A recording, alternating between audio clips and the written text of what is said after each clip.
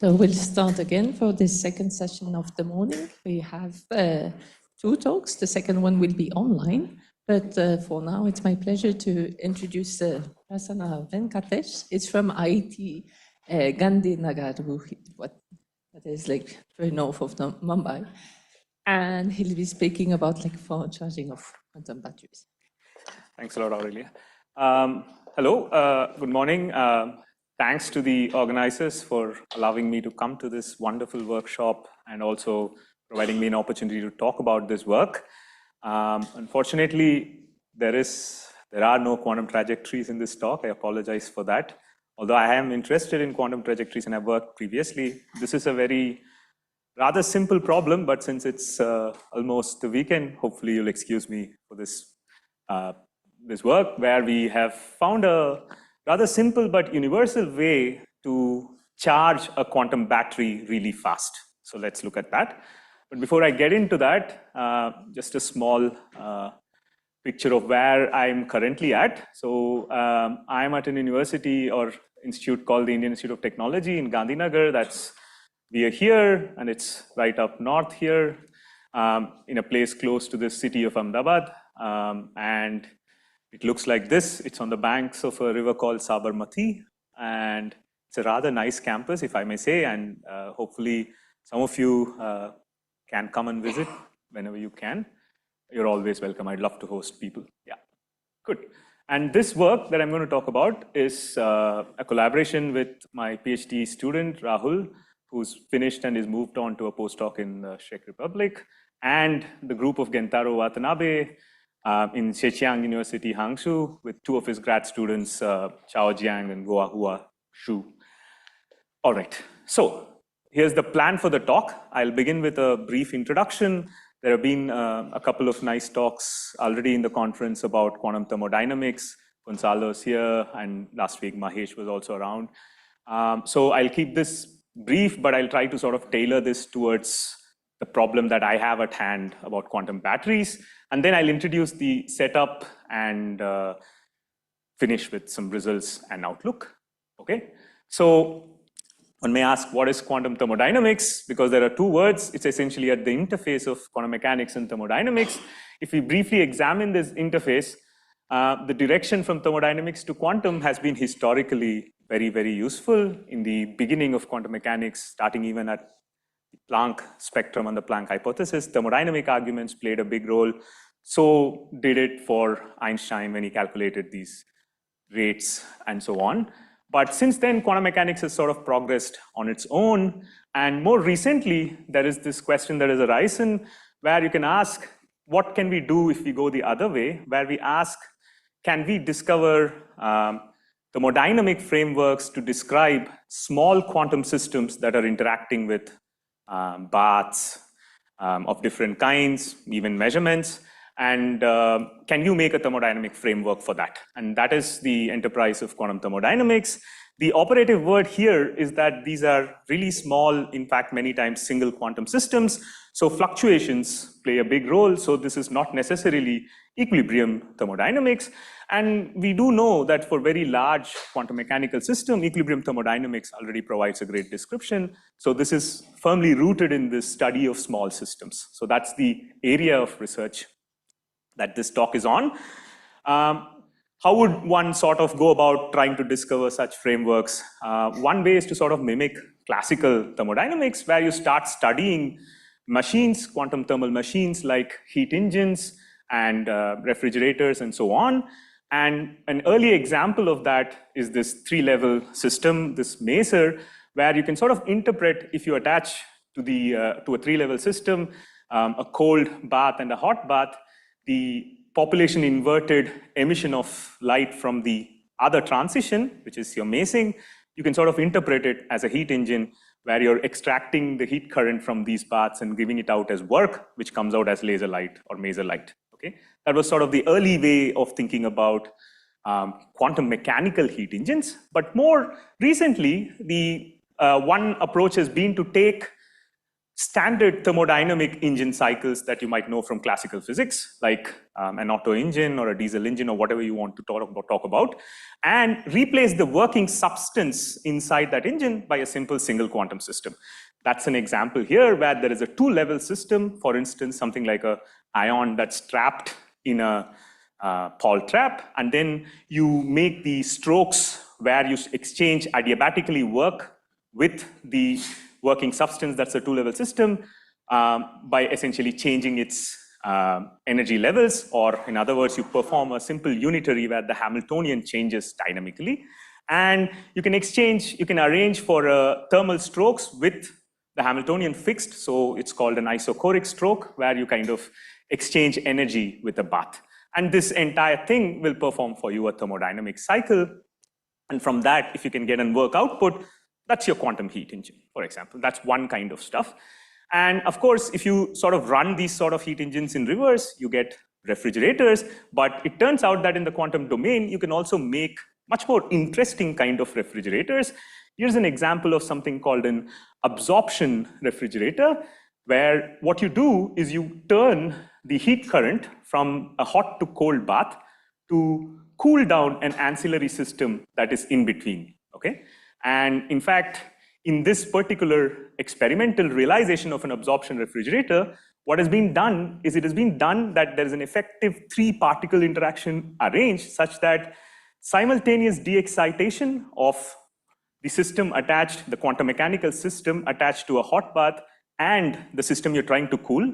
If you lose two quanta here, that is resonantly excites the cold bath's quantum system by 2 units. Okay, if you can arrange this resonance, which can be done, for example, with superconducting qubits, you end up converting this natural heat current that flows autonomously, you don't have to do any control, to cool a quantum mechanical system.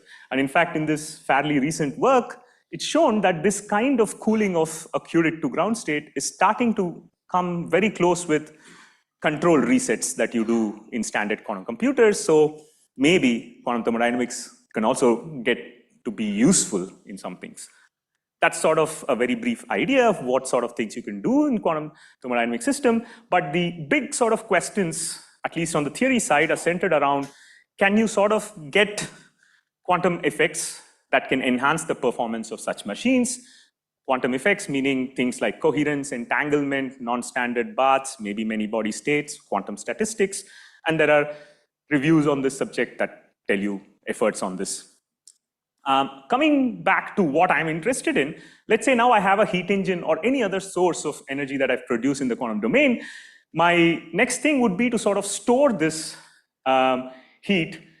store this useful work that I've generated into another quantum system. This another quantum system is essentially a battery. For instance, here is a cartoon of a recent experiment, which Eric Lutz is also part of, where they managed to kind of dump the energy from this kind of an Otto two-level heat engine into an harmonic oscillator system. And this harmonic oscillator can store, because it has many levels, it can store energy, and there are some other interesting things that can happen with this system. So that's the idea of a quantum battery. Very broadly, a quantum battery is essentially a system on which, in the simplest setting, you apply unitary operations to increase its energy. This is what you would call as the charging of the battery. And eventually, you should be able to store this energy for long, right? Because you want to use this up at a later time, and then you want to discharge it when you want to use the energy. And there are these fantastic reviews, some old, some recent. Welcome to look at them. And the name of the game, at least as far as quantum batteries goes, is how can you sort of use quantum effects to increase the capacity of a battery? How can you store a lot of energy? Then can you do these operations very fast, either charging or discharging? That's one thing you may want to do. And the last thing is you may want to do this in a stable manner, because you can have these batteries that can store energy for long.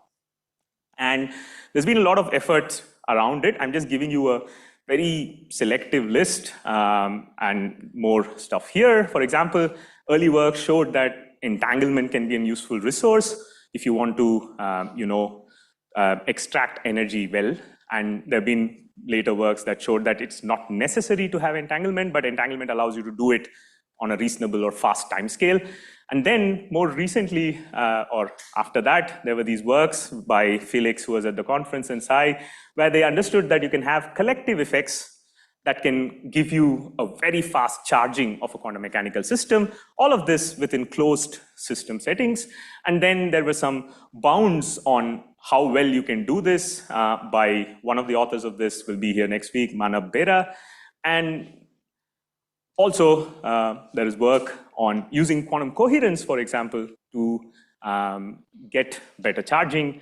This is also work with Adolfo in it. And another important idea is, yeah, these are sort of quantum information arguments to talk about how collective effects help, but how do you actually implement them? That's where very interesting systems come up. For instance, the first sort of paper that talked about this collective enhancement was to use a Dickey model or a Dickey battery, but then that was followed by more interesting works where you could use the SYK or a very interesting many-body model to do this better.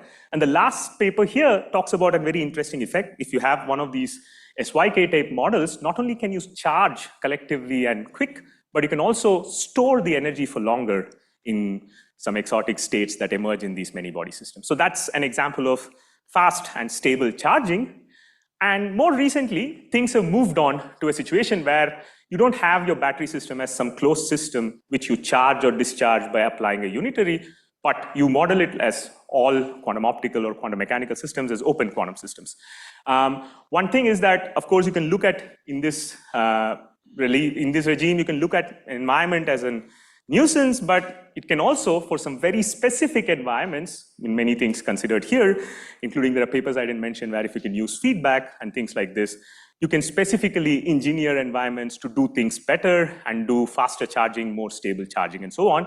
One sort of nice thing with open batteries is that you tend to have steady states, so stable charging part does come. If you have an interesting steady state, you get stable charging for free, okay?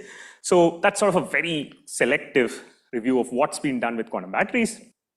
And of course, another interesting part as a theorist to look at this is that such quantum battery systems, there are many platforms from microcavities with organic semiconductors to all the way down to quantum computers, existing quantum computers, where you can realize these quantum batteries, which is very exciting, right? Okay, so what is this talk about? So this talk is about an open model of a quantum battery. And I'm interested in showing that if I have a quantum battery which I charge by first pumping energy into an object called a charger, and then I connect it up with a battery, and then I'm going to show that if I actually keep this charger as an open quantum system and dephase it, I'm going to get very fast charging, and that's the point of this talk, okay? All right. So let me get to the very basic aspect of what is dephasing. There was a very nice talk yesterday by Manas where he talked about dephasing, but just as a simple idea, dephasing is essentially the decay of coherences in the energy basis. For a simple example of a qubit, that's just the off-diagonals that get decayed out. If you want to describe this with a Lindblad master equation, it looks like so. This L, the jump operator, is a Hermitian operator, and you take it proportional to the Hamiltonian, then you get a dephasing process. Physically, it's very nice that we even saw in the morning, there was a talk where with Benjamin, where he showed that you can sort of engineer dephasing with measurements. So a continuous energy measurement is a very simple way to realize dephasing, or you can also have a noisy external classical field, and that can also lead to dephasing. Essentially, these are the two schemes that Manas also talked about, how you could sort of unravel a dephasing process in two ways, either measurement or with some noisy external field. But independent of which way you do it, the average dynamics is just given by this Lindblad master equation. Okay, that's just an overview of what's dephasing. Let's come to my system. So we have a bipartite system, a charger with Hamiltonian HC, a battery with HP, and something that couples them. And we drive the charger, and we're trying to transfer energy into the battery. And the charger is additionally subject to this dephasing process that I just talked about. Okay? And so the total dynamics is simply given by this master equation. And let's look at some examples of how it would look. For example, if I had 2 qubits, I would have the standard Hamiltonians for the qubits. Driving is just at some frequency. And then there is basically this exchange coupling that's written in this rotating wave approximation. And the dephasing operator for a qubit is simply the sigma z operator. And of course, you can do, when I say a very general method and universal method, it's because in quantum optics, there are just two kinds of systems that are of relevance, a two-level system and an oscillator. If you understand these, you tend to understand a lot of it. Okay, so then you could have two oscillators. Again, things are replaced by the oscillator Hamiltonian, and the coupling is replaced by this, and the dephasing operator is the photon number operator for the oscillator, and you can do a hybrid as well, okay? So, great. Now, what am I interested in optimizing for this battery? I'm interested in optimizing, for example, the energy of the battery. That's one measure of how well I have charged the battery. A second measure that briefly was introduced by Mahesh was this idea of ergotropy. This is essentially the maximum extractable energy, or it gives you the quality of energy you're storing in a battery. For instance, because these are open systems and I charge this battery to, for example, a completely thermal or mixed state, a thermal state, you would imagine that I cannot extract work out from it after. So this ergotropy essentially measures the difference between the actual energy content and the passive energy content of the system. Operationally, you can calculate it by first writing down the Hamiltonian and then diagonalizing the density matrix of the battery. And then if you arrange the density matrix in this decreasing order, you can make the passive state that governs this expectation, and the difference between them is precisely the ergotropy. So you just arrange this in the decreasing order of population in the energy space. That's how you get the ergotropy, okay? So the idea is that I'm interested in the energy and ergotropy of the battery, and I'm precisely interested in charging this battery asymptotically, meaning because this is an open system, my energy or ergotropy, they oscillate and they will go to a steady state, and I'm interested in estimating the time over which they go to the steady state, and that time, of course, because it's a Markovian master equation or a Lindblad master equation, this tau is in principle infinite, but we're sort of getting it as close as possible to the steady state up to some tolerance given by this e to the minus n, okay? And estimating this charging time and its behavior is the point of the talk. Okay, it turns out that you can write these measures down very much in a closed form and easily for a qubit battery. You can do it reasonably well for the harmonic oscillator battery, but the ergotropy is still not something that is easy to calculate because of the charger being dephased. But nonetheless, you can calculate this numerically. Okay, good. With that, I can move on. Yeah, question. Yes, so it's basically, there is an oscillating exponential, there's an oscillating signal, and it's sort of getting to a steady state, but it gets to the steady state at infinite time. I'm sort of bounding how close it comes to the steady state by this e to the minus n. I can tune this n to make it come much closer or less closer. I could have just kept it as 1 to 1 decade, but it turns out for some numerics, it's better to have it as some number that I can tune. Yeah. None of the qualitative physics changes with this n. Okay, good. So let's begin with the first result we have, which is we have this, I'm interested in this two-level systems, two-level systems, the charger and the battery. They are at complete resonance, and I'm looking at the ergotropy of the battery, so the useful energy of the battery, as a function of how well I drive it. And you immediately see something nice. The energy in this process always goes to in the steady state to just half, that you can show. And the ergotropy, of course, is a function of how coherently, is a function of this coherent driving parameter f over g, that is the coupling. So there is an optimum value of f over g, which is equal to about a half, 0.5, at which in the steady state, you get the best ergotropy, okay? Good, so now here's the main sort of result. This is for two-level systems, and this is the energy of this system, of the battery, and you see the following feature. If I drive the system and I put a very small amount of dephasing in the charger, you see that the battery's energy continues to oscillate a lot before getting to the steady state. On the other hand, if I really dephase the charger really high, then the battery's energy very slowly goes to the steady state, but there is essentially an optimal amount of dephasing, which looks like a transition from an underdamped to an overdamped regime, where in a very short time, the battery's steady state energy comes close to the final steady state energy. And so you can charge this battery very fast. And this is the main result, that moderate amount of dephasing leads to this fast charging. And the same physics works out also for the ergotropy. Okay, that's the main result. And what I showed was for this optimal value of driving where the steady state ergotropy was large, and the same physics and the same result applies even if I drive it really weakly or if I drive the charger very strong. Okay, and now let's get a little bit of intuition for what is happening. The idea is that if I'm at very weak dephasing, I have a standard kind of oscillatory system, because if you think about the completely undephased case, this coupling is just going to give you a sloshing of excitation between the battery and the charger, and a small amount of dephasing doesn't change this picture so much.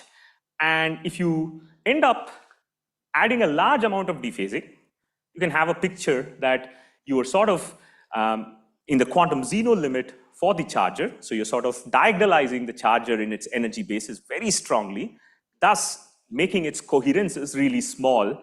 These coherences between the charger and battery are the thing that's responsible to transfer the excitation. So in that limit, your charging rate is very much suppressed, and there is this in-between nice sweet spot where you get a very fast charging. And this is a little bit like the idea of a shock absorber in mechanical devices and your cycles and your cars, so on, where a little amount of damping can help transfer mechanical impulse in a smooth and efficient way. Okay, that's the sort of analogy we have. And one small point to make here is that you see that if you look at these oscillatory regimes, these transient values of my battery's energy does go above the steady state even. So one might think, oh, that might be an interesting way to charge the battery, and it is. But of course, what we are doing is there is essentially no control in this asymptotic charging. It's a completely, in other words, an autonomous way of charging the system. These, in order to hit and stop here, you have to really turn on and off the couplings between the battery and charger very precisely and so on. But this gives a very simple and easy way to do this. And not only it is that, we can sort of, since this idea of this whole thing is this is in competition between this coherent oscillation or unmeasured dynamics versus the quantum Zeno freezing, this is fairly universal and general for all sorts of system and battery and charger Hamiltonians. Here's an example where we have these two harmonic oscillators, and you see exactly the same behavior. And if you take a two-level system and a harmonic oscillator, again, with the harmonic oscillator as the battery and the two-level system as the charger, you again see very nicely there is an optimal amount of dephasing that can get you to very fast the steady state energy or ergotropy. Okay, good. All right. So now let me also try and do a better analysis of exactly where is this optimal dephasing sitting at. In order to do that, at least for the two-level system, I can do everything more or less analytically. And you see the following general behavior irrespective of how I drive, how strongly I drive the charger. If I'm at very weak, if I'm at very low dephasing, what happens is that this charging time is always going down as 1 over gamma c.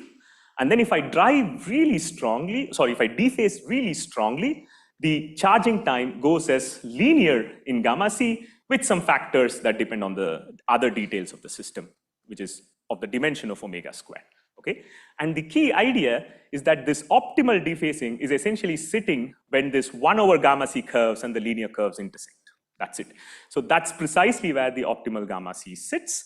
And you can essentially estimate it for all these cases. And these dots are from just the solution and from just numerically plotting the solution. And these curves are exactly these analytical estimates that we could make. Okay?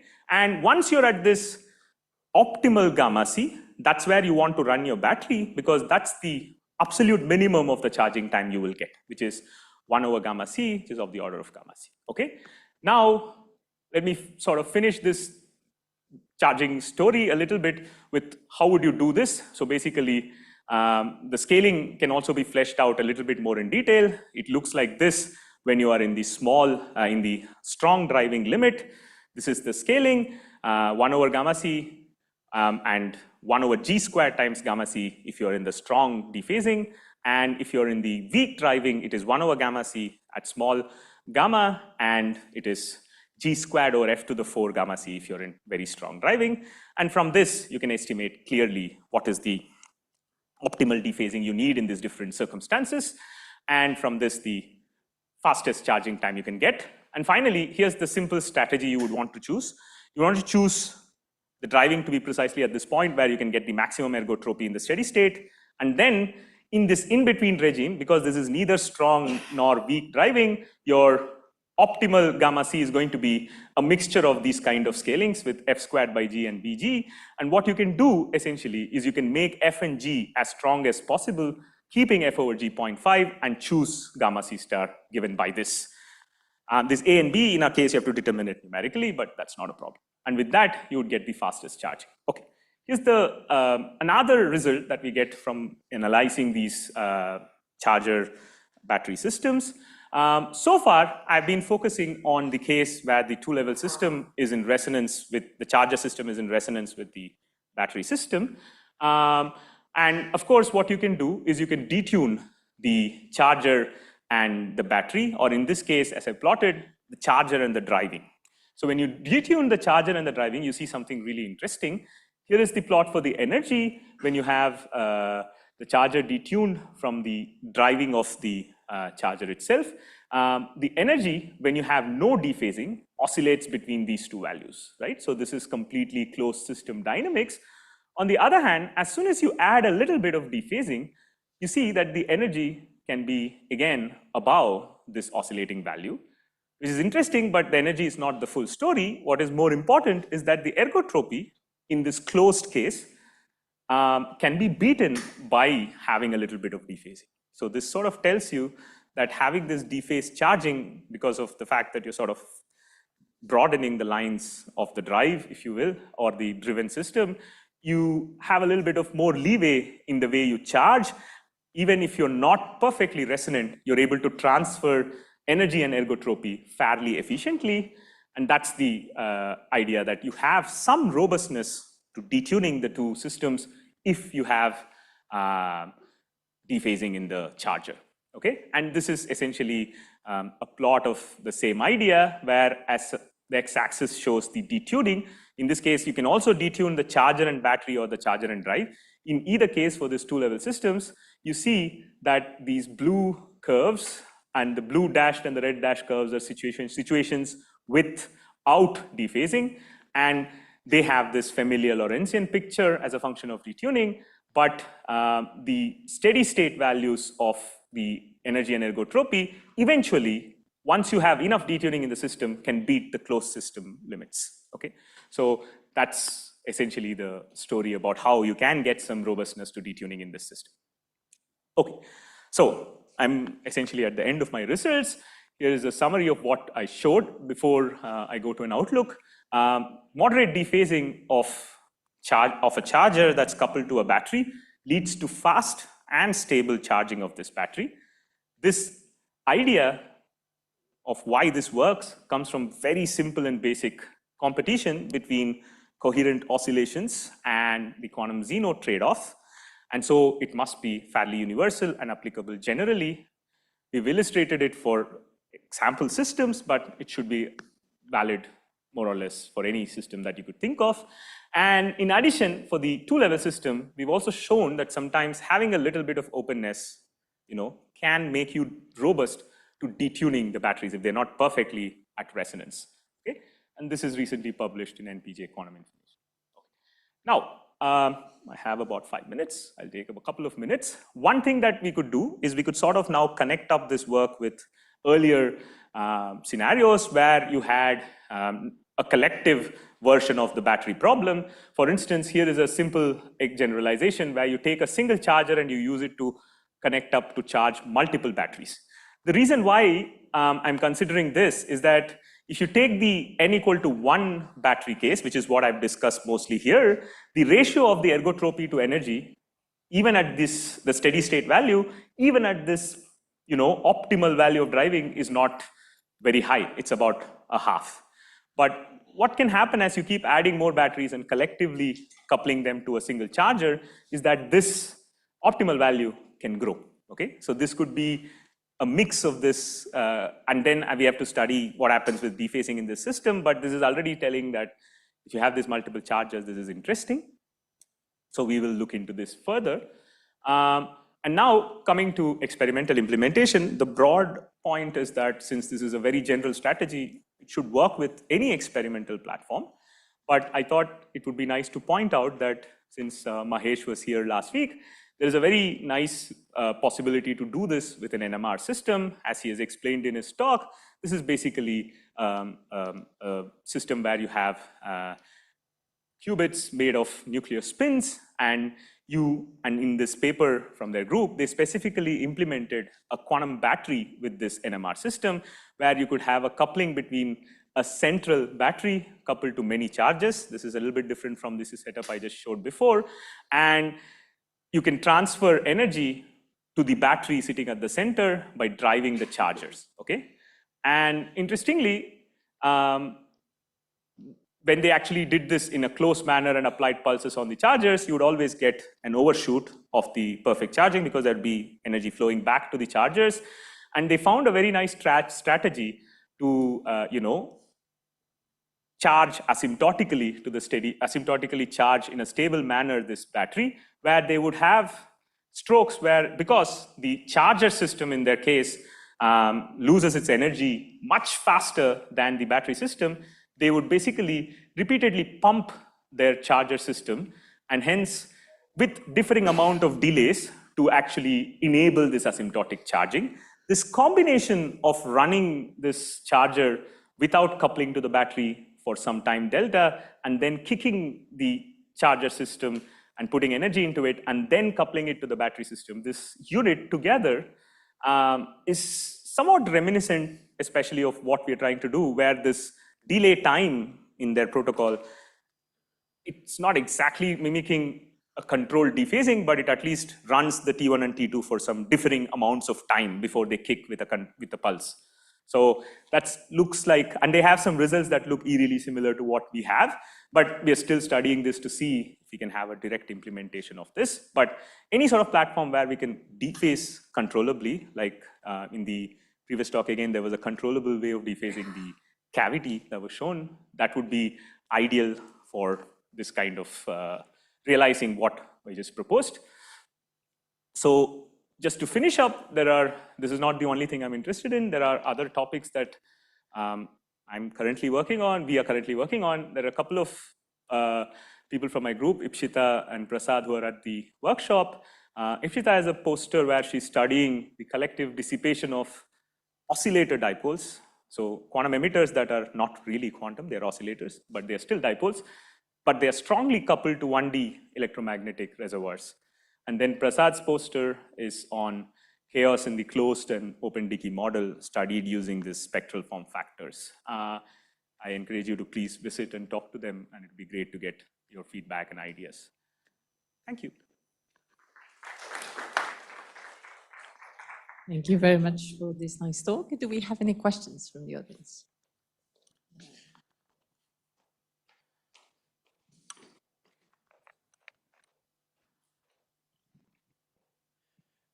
Thank you for the talk. I got the grasp of idea of dephasing that can accelerate the charging process, but perhaps I've missed. Can you define the system that you considered in the beginning so that I understand what the parameters are? Okay. So, right. Yeah. For example, let's look at this. This is what was discussed most. So I have essentially 2 qubits. And these frequencies are resonant in the simplest case. They have this exchange coupling, the flip-flop coupling. Okay. And then I drive the qubit, right, coherently. And then I dephase the charger qubit. I drive the charger and I dephase the charger. So the standard setting is you remove this dephasing and you pump the charger, and then energy flows and because of the coupling. And then you hope that it flip-flops the battery. Correct. I see. Thanks a lot.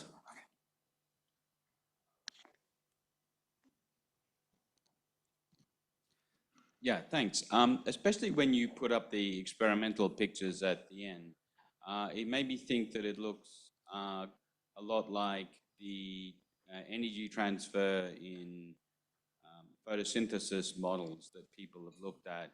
and the idea that yeah, a degree of dephasing also optimizes the transfer of energy in that case, and sometimes people call it stochastic resonance. I wonder if you could comment on that. Yeah, so I sort of not very familiar with the photosynthesis literature. I was thinking of it from the place where I came into contact with photosynthesis literature was if you could think of this as a collective system, if collectivity had anything to do with better super absorption or something. But this part, I'll have to look into it. I guess naturally, if I have a system at room temperature and a almost classical like system, like photosynthesis system, I would expect dephasing to play an important role. But I am not aware of it, but I'll take a look into it. Yeah, we can have a chat. Thanks. Yeah, hi. In that experiment where the delay is happening, so there T1 and T2 both are playing role, but still you were saying that your model is matching with that.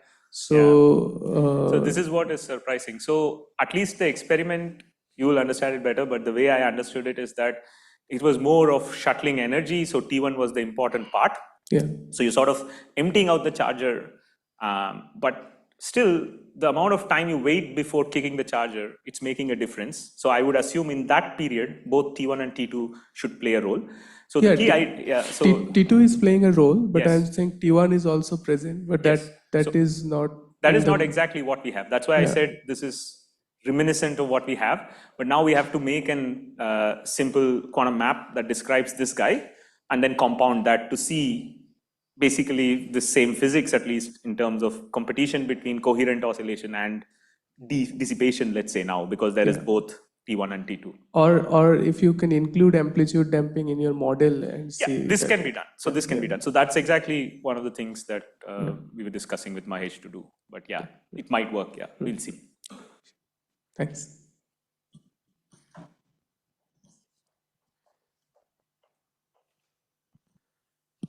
Hey, so thank you for the nice talk. So when you were tuning this dephasing rate, you went from this coherent oscillation to this, smooth thing. So I just was wondering, if you look at the Liouville eigenspectrum, do you see like an exceptional point at this optimal dephasing? Possible. So I did not look at the Liouville spectrum. The reason why I did not look at it is because I could actually write down exactly the energy analytically. So what I did not sort of show here is that it is very much like an underdamped to overdamped transition. It was far simpler, but you're right. So it might be more interesting if I have a more complex charger and battery system to look at the Liouville structure. That's a great point. We can think so about typically this overdamped to underdamped transition also have this exceptional point physics attached to it. So, very nice, but it is fairly sharp. That is something that's clear. Thank you. There's two more questions, but maybe we can try to set up the online Zoom. Meanwhile, so you I say let you online ask Zoom a setup. question. Okay, thank you. So thanks, Prasanna, for the very nice talk. So I was wondering, you're using the ergotropy in order to quantify the extractable work from the battery, right? Which is the maximum amount of work you will be able to extract by using like local unitaries on the battery. So I was wondering, why in this community of quantum batteries you don't also consider like cases in which you can also use the environment to extract work? Like in that case, I think it will be the free energy, the relevant quantity. No, I agree. So we can look at more sophisticated versions. So one idea, maybe I'm not getting it right. I have just a single sort of a system. Do you mean even for that, I can sort of have a collective environment to extract out faster? Exactly. Yeah, sure. That is again, so the discharging process of this battery, one should definitely take into account to define how well you have charged better. I agree. But this is sort of the simplest thing one could do. That's why we did it, but it's a very good point. So we can look into that as well. Thanks for the suggestion. Thanks. Yeah, thanks for the talk. I was wondering, is there a similar effect for discharging of the battery as well? Like, how would you get an improvement with the dephasing or any similar? So yeah, I have to think about it. I think for the discharging, I would want some kind of, ideally, I like this unitary way of discharging and I could check that. That would be still in this ambit. But one would want something, I don't know if this is also done by some people, you would want some kind of a non-reciprocal kind of thing. You want the discharging to happen coherently, but should go in one way. I'm not quite sure how to set that up. That would be the open version of discharging, but that's again something one could develop.